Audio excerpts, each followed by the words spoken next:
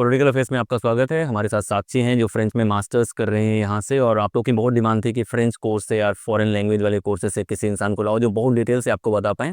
तो साक्षी के पास बहुत एक्सपीरियंस है। साक्षी, तो हम आपकी जर्नी जानना चाहेंगे। पहले आपकी जर्नी जानेंगे, फिर जेएनयू के फ्रेंच के कोर्स के बारे में जानेंगे। हेलो ऑल, हाय भैया, thank you for giving me this opportunity.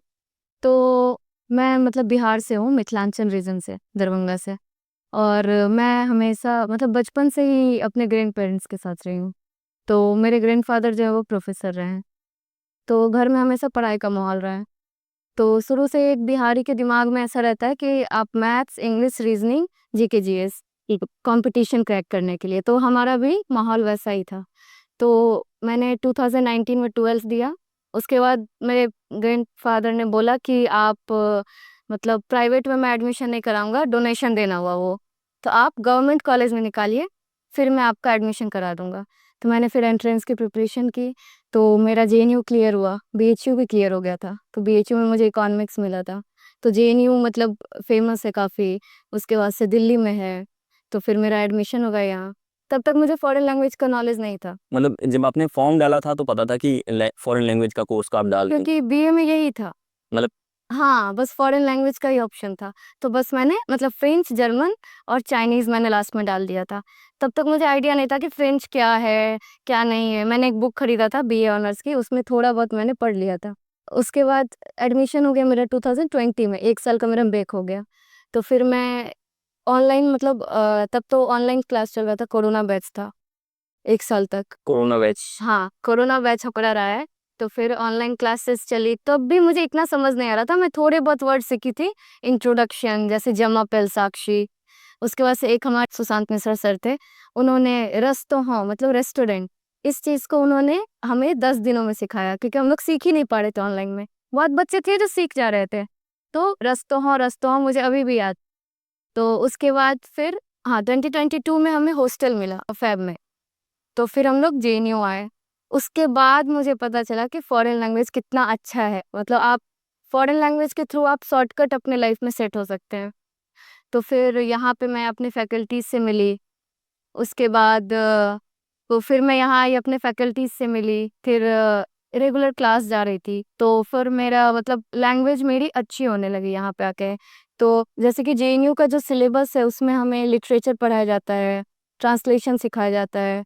उसके बाद से आपको न्यूज़पेपर पढ़ाए जाते हैं जो फ्रेंच के रहते हैं। उसके बाद तो बीए में रहते हुए ही मैंने मतलब अर्निंग शुरू कर दिया था फ्रेंच लैंग्वेज के थ्रू। बीए में ही? हाँ, बीए में ही, ट्यूशंस के थ्रू। तो जैसे कि फ्रेंच और ट्यूशंस जैसे पर मंथ पे होता है, पर मंथ पे आपका जो भी पे स्केल रहता है वो रहता है, ठीक है। लेकिन फ्रेंच लैंग मतलब फॉरेन लैंग्वेज में आप पर डे सॉरी और आप पर आवर, हाँ, पर आवर पे आपका रहेगा। तो फॉरेन लैंग्वेज का 700 800 पर आवर एक रहता है। घंटे आप पढ़ाएंगे और 1 घंटे पढ़ाने का आप 700 रुपये लेना? हाँ, ऑनलाइन अगर आप ऑफलाइन जा रहे हैं तो 1200 1500 ऐसे रहता है। वो आपके जैसे स्टूडेंट और जैसे क्लाइंट्स रहते हैं उस पे है। तो फिर मैंने अर्निंग स्टार्ट कर दिया था बीए से ही। उसके बाद फिर मेरा ग्रेजुएशन ख़त्म हुआ। उसके बाद मैं इंटरप्रिटेशन वगैरह स्टार्ट की। तो इंटरप्रिटेशन में जैसे कि पर डे मुझे मिल जाता था 5000, कभी 8000 एक दिन का। अब तो एमए ख़त्म होने वाला, तो मैं रेगुलर मंथ में मतलब 15-20 इंटरप्रिटेशन कर लेती हूँ मैं। मतलब 30 डेज़ में, 15 डेज़ में कर लेती हूँ कुछ ना कुछ। 3 दिन मतलब 1 महीने में तुम्हारे 1,20,000 ऐसे बन जाते हैं बस? मतलब इतना नहीं, कभी जैसे कम भी मिलता है। 80 अराउंड? 50-60 मान के आप चल सकते हैं। ओके। अगर आप फुल टाइम कहीं इनरोल नहीं है तो भी आप इतना अर्न कर लेंगे। बिना फुल टाइम के? हाँ, लेकिन आपके कॉन्टैक्ट्स होने चाहिए। जैसे कि आप काम करने जा रहे हैं तो आपके कॉन्टैक्ट्स आप अच्छे से बनाइए, आपके स्किल्स होने चाहिए, आपकी लैंग्वेज अच्छी होनी ये चाहिए। सारी लैंग्वेजेज में ऐसे पैसे मिलते हैं कि फ्रेंच सबसे ज़्यादा? मैं वो लोगों से बातें करी तो वो लोग का था कि फ्रेंच सबसे ज़्यादा हाई पेइंग है। अभी जैसे मार्केट में भी चाइनीज़ का उतना अच्छा नहीं जा रहा है। जॉब्स हैं लेकिन चाइनीज़, जैसे हम लोग जब आए तो उससे पहले चाइनीज़ का मार्केट काफ़ी अच्छा था। लेकिन अभी फ्रेंच, स्पेनिश, जर्मन, रशियन, ये हाँ, इन लोगों का काफ़ी काम आ रहा है। तो जो लोग बच्चे बाहर तैयारी करते हैं 12th के बाद आना चाहते हैं यहाँ पे, उनके लिए जो और कोर्सेज हैं जैसे इंजीनियरिंग का कोर्स है, बीए इकोनॉमिक्स और सब्जेक्ट कोर्स है, उनसे तो मुझे लग रहा है, आपका क्या ओपिनियन है कि ये कोर्स कैसे बेटर है? हमारे तरफ हमारे घर में जैसे एक रहता है कि टेक्निकल कोर्स कर लो जल्दी सेट हो जाएगा। जो मतलब गवर्नमेंट प्रिपरेशन करने के अलावा एक माइंडसेट है, टेक्निकल कर लो, इंजीनियरिंग या बीसीए, एमसीए ये कर लो, जल्दी सेट हो जाएगा। अब फॉरेन लैंग्वेज भी उसी कैटेगरी में आ गया है। टेक्निकल कोर्स आप बोल सकते हैं इसको भी। और काफ़ी टेक्निकल है, क्योंकि आप डीए के दौरान 3 साल का कोर्स है, उस दौरान भी आप कमा सकता है, तो ऐसे नहीं रहेगा कि आप कुछ अर्न नहीं कर रहे हैं। तो मान लीजिए कि आप जब से हैं यहाँ जेएनयू में, कितने साल हो गए हैं? 4 से 3 साल नहीं हुए या फिर 4 साल? 1 साल बाद आए। तो कैसा लगता है जेएनयू में भी कैंपस कैसा लगता है, और ये फ्रेंच लैंग्वेज या जितनी भी लैंग्वेज वाले कोर्सेज हैं इनके बीच में रह के कैसा लगता है? जेएनयू तो मतलब खुद में अच्छा है ही यार, काफ़ी ओपन यूनिवर्सिटी है। आप चलते हुए में भी सुन लेंगे कि काफ़ी फॉरेन लैंग्वेज के लोग किसी से बात कर रहे हैं।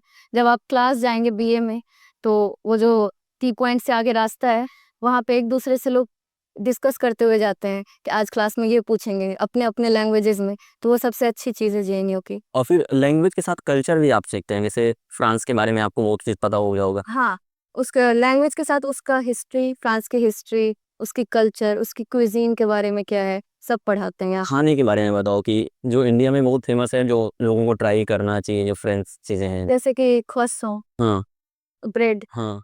ये सबसे ज़्यादा फ़ेमस है। इसके ये ज़्यादातर आजकल भी ट्रेंड चल रहा है कि बच्चे जाते हैं रेस्टोरेंट में तो croissant खाना है। तो ये है फ़ेमस। और एक पोटैटो से एक डिश बनता है, ला पतात। उसको कैसे बनाते हो? उसको उबाल के पोटैटो से वो लोग फिर फ्राई करके कुछ उसमें। तो ऐसे भी होता है, जैसे आप इंटरप्रेट करने जाते हैं, तो जैसे जो फ्रेंड्स लोग आते हैं यहाँ पे विजिट करते हैं, उनके साथ भी आपकी दोस्ती हो जाती होगी, उनके साथ भी कनेक्शंस बन जाते होंगे बहुत तरह के। मैं अभी तक जितने इंटरप्रिटेशन में गई हूँ, अफ्रीकन्स के साथ मैंने ज़्यादा काम किया है कि अफ्रीका कॉलोनाइज फ्रांस से। तो यहाँ पे ज़्यादातर बिजनेस मुझे लगता है अफ्रीका के साथ अभी ज़्यादा हो रहा है। तो फ्रांस वालों के साथ मैंने शायद एक ही किया होगा। अच्छा, वो लोग कम हैं, बाकी जो वहाँ पे अफ्रीकन्स एंड अल्जेरियंस के साथ मैंने एक बार जिंदल गई थी मैं। तो अल्जेरियंस आए थे, जिंदल इंजीनियर थे वो लोग विजिट करने। अच्छा, अच्छा। हाँ, रेल का जो वो रहता है वो देखने के लिए। तो उन लोगों के साथ मैंने काम किया।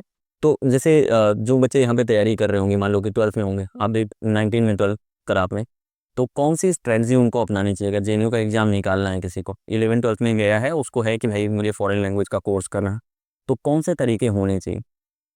अ, अभी तो एग्ज़ाम का पैटर्न चेंज हो गया है। हमारे टाइम में भी चेंज हुआ था, सीयूईटी आया था। अभी फिर चेंज करके सीयूईटी कर दिया है।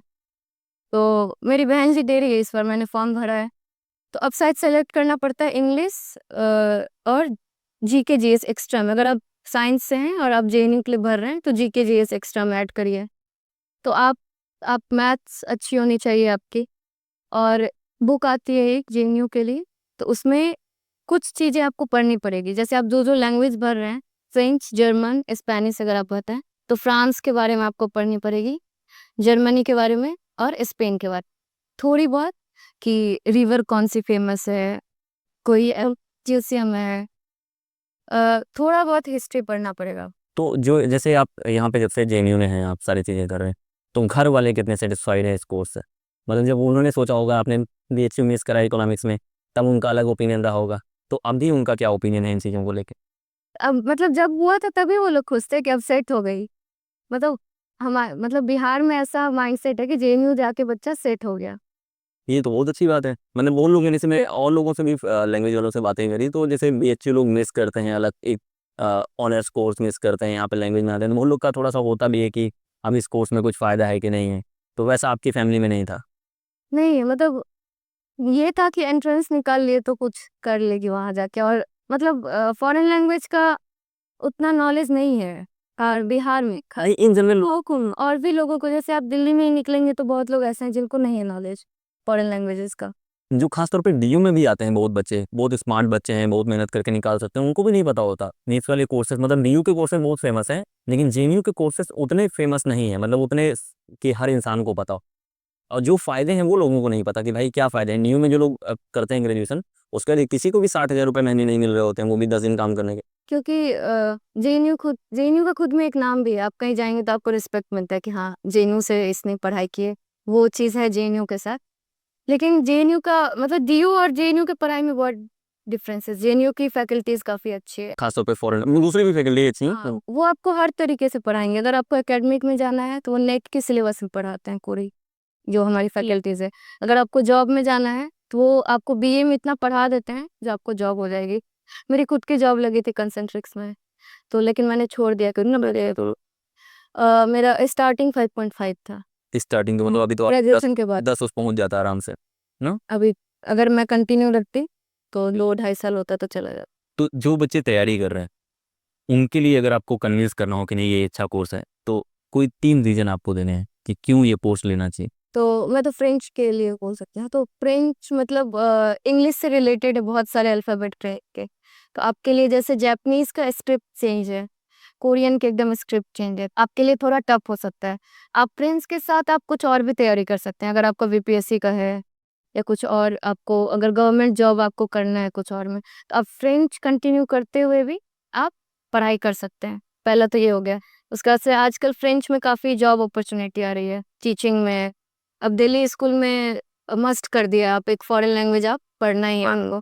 डीपीएस में है, एमईटी में है कॉलेज, तो जॉब अपॉर्चुनिटी भी काफ़ी है। और फनी पार्ट में मतलब इंजॉयमेंट वाले पार्ट में क्या अच्छा है फ्रेंच सीखने का।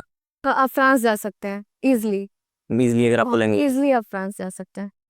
को ऐसा सोचना नहीं पड़ेगा कि अरे मुझे फ्रांस जाना है, मैं क्या करूँ, ये वो, कुछ नहीं। आपको उल्टा स्कॉलरशिप मिलेगा, आपको पैसे देंगे आने का, अगर आपको लैंग्वेज आते हो। अगर आपको लैंग्वेज आती है तो। तो ये इतनी बातें हैं फ्रेंच लैंग्वेज के बारे में, फॉरेन लैंग्वेज के बारे में। साक्षी ने आपको बहुत सारी चीज़ें डिटेल से बताई। साक्षी के साथ और भी वीडियोस हम बनाने की कोशिश करेंगे। गोल यही है कि आप समझ पाएँ कि जो लोग लैंग्वेजेस के कोर्स कर रहे हैं फॉरेन लैंग्वेज के, वो कैसे जॉब करते हैं, कैसे रहते हैं और क्या बेटर अपॉर्चुनिटीज़ हैं।